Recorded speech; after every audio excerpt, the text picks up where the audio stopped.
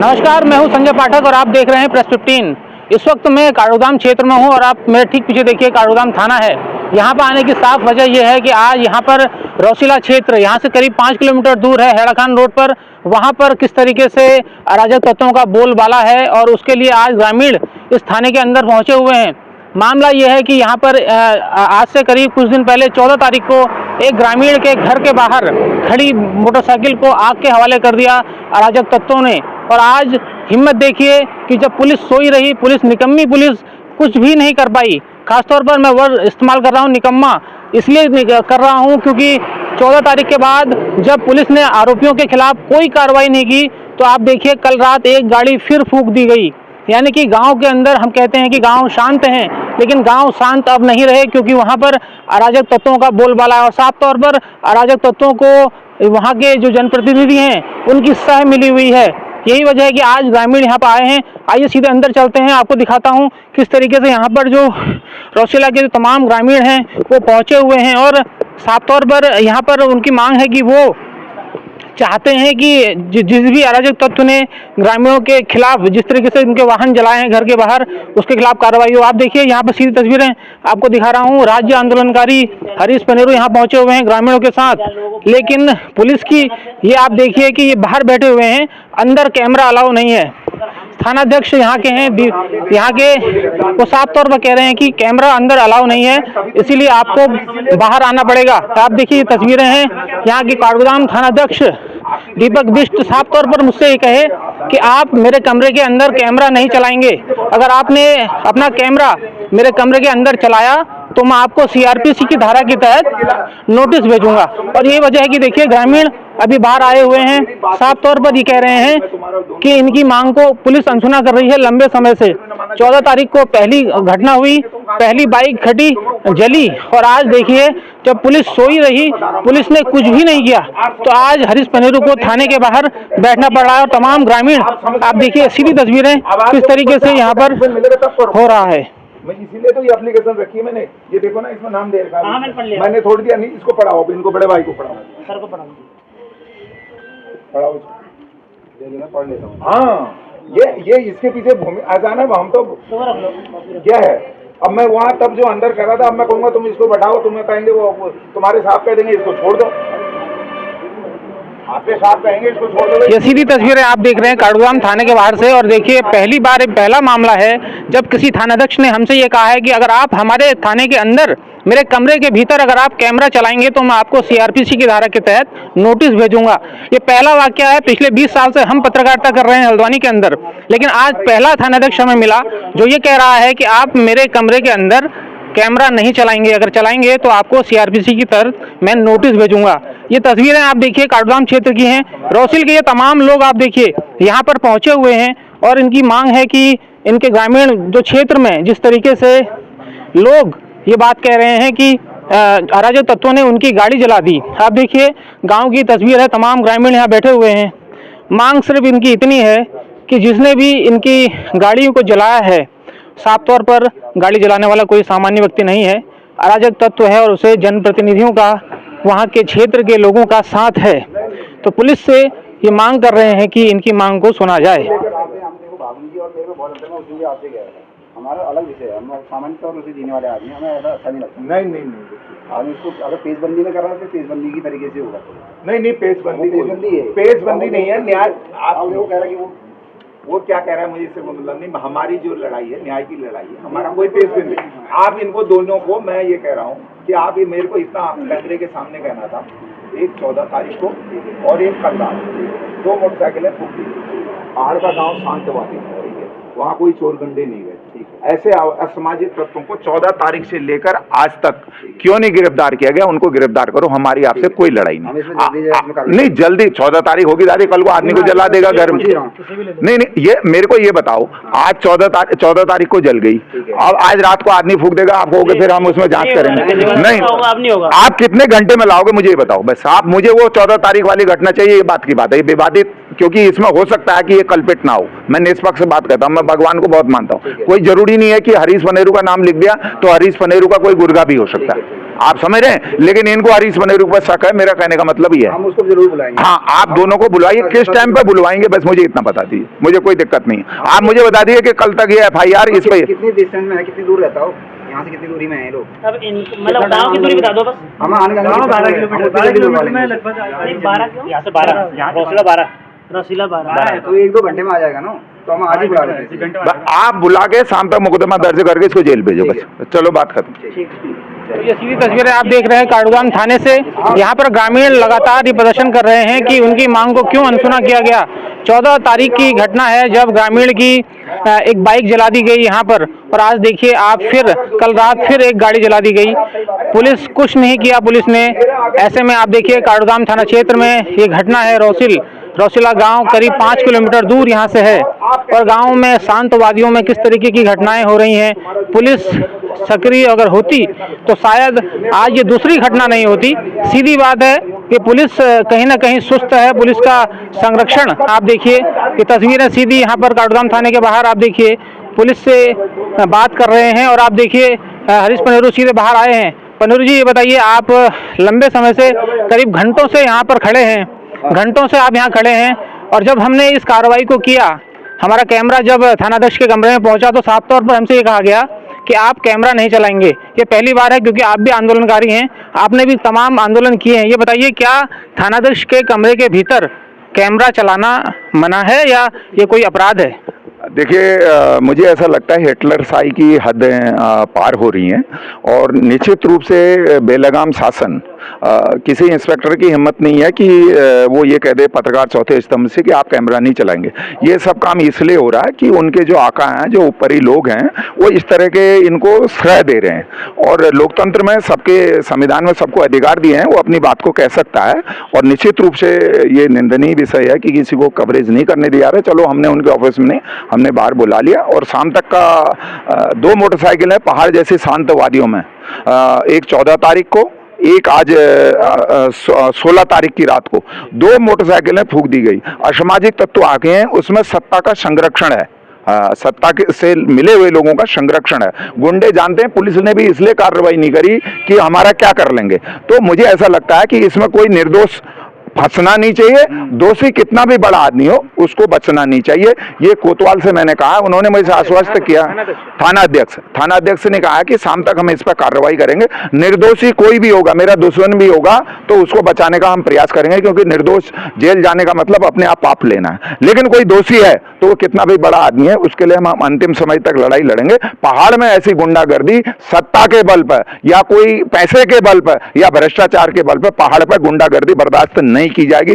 उसमें कितना भी बड़ा व्यक्ति शामिल हो, उसको हम मुंहतोड़ जवाब देंगे। पहले कानून देगा, कानून नहीं देगा तो गांव के लोग देंगे, क्योंकि अभी हमें हिंदुस्तान के संविधान पर आस्था है। उत्तराखंड शांतवादियां हैं, देवभूमि में है, इस तरह की परंपराएं। ये कितना बड़ा मुद्दा है। 2 मोटरसाइकिलें मतलब एक गांव में 3 दिन में जल गई, और पुलिस सोई हुई है। और मैंने अभी कोतवाल साहब से कहा कि आपके उसकी नहीं है, क्योंकि इसमें बड़े लोगों का हाथ है, इनको पहले आ गया होगा कि भाई तुम ऐसा करना करके। तो मुझे इसमें संशय है। जब तक उन्होंने मुझे आश्वासित किया कि भाई साहब शाम तक हम इस पर कार्रवाई कर देंगे, अगर वो कह देंगे मेरी बात झूठी है तो मैं उसको मानने को तैयार हूँ। दीन ईमान अपने आचरण को ठीक रखें लोग, और पहाड़ में इस तरह की गुंडागर्दी बर्दाश्त नहीं की जाएगी। और जहाँ तक आपने कहा कि मीडिया को या रिकॉर्ड नहीं करने देगा, ये बिल्कुल मैं इसकी पुनः गलत भावना है, क्योंकि ये लोगों की आदत पड़ी हुई है, ये इनकी आदत नहीं है। मैं इनको दोषी नहीं ठहराता हूँ। जो इनके बड़े आका हैं, जो बड़े बड़े अधिकारी यहाँ बैठे हैं, वो लोगों से मिलने से कतरा रहे हैं, तो वो लोगों से मिलते नहीं है, जनप्रतिनिधियों की बात नहीं सुनते हैं, तो उनके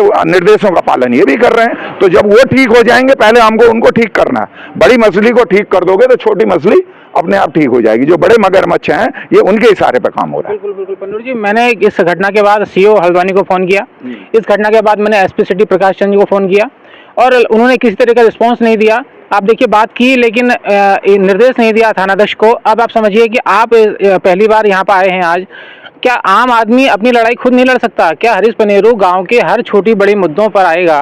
तो आप ये बताइए, क्या संकेत है कानून व्यवस्था जिस तरीके से हल्द्वानी में और खासतौर पर एक काठगोदाम का क्षेत्र है, यहाँ से 5 किलोमीटर करीब की दूरी है रौसीला गांव की, जब थाने के बगल में इस तरफ से हो रहा है, ये बताइए क्या केवल पुलिस क्या गरीब को डराने के लिए है, या कि जिसकी गाड़ी आज जली है, आपके बगल में खड़े हैं मेरे, इनकी गाड़ी जली है। क्या इनकी हिम्मत इतनी नहीं थी कि ये थाने में आ जाते और फिर अपनी बात कह पाते? मैंने कहा जो ये भ्रष्टाचारी जो रेता का काम करते हैं, जो खनन का काम करते हैं, जो अनैतिक काम करते हैं, जो शराब पी के न्यूसेंस क्रिएट करते हैं, ये उन लोगों का काम है। उनको संरक्षण प्राप्त है सत्ताधारियों का, और सत्ताधारी सीधे कोतवाल और सीओ और एसएसपी को बात करते हैं, जहां तक मेरे को इसके तार समझ में आए हैं। लेकिन मैं इसको ये रंग नहीं देना चाहता हूं। कोतवाल ने अगर हमसे कहा है, थाना अध्यक्ष ने कहा है कि हम इस पर कार्रवाई करेंगे, मैंने उनसे ये भी वचन लिया कि निर्दोष आदमी जेल नहीं जाना चाहिए, निर्दोष पर उसका हैरेसमेंट नहीं होना चाहिए। अगर कार्रवाई नहीं करेंगे तो हमारी दरी भी बिछेगा, यहाँ टेंट भी बिछेगा। इस लड़ाई को कितना भी बड़ा व्यक्ति हो,